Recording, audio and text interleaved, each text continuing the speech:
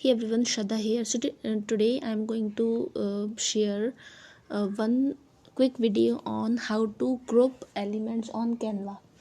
Okay, so I have just taken this image just to save the time.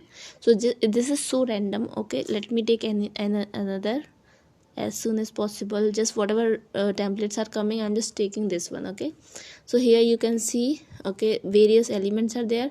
So this is one element. Okay, then just downside this is different element.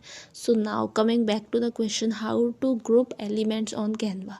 I'm selecting this. Here you can see just top of it there is one plus, say duplicate, then delete, then three dots are here. You need to click on these three dots. Then you can see downside, you can see copy paste and select multiple. We need to select on select this third option, select multiple.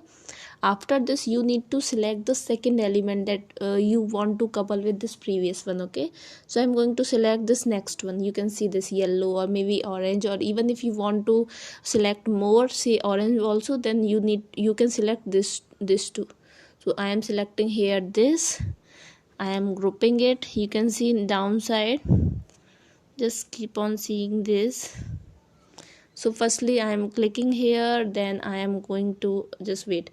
I'm going here, I am clicking on multiple, then I'm clicking on second one. This is this. Here I am going to, you can see select send to back, then group. Okay, we need to click on group. Now whatever things were selected, even this text came, so everything got grouped. Okay, so if we are okay, let's talk logical something, because we need not to write put in one group this text too. So I'm just putting it better some distance.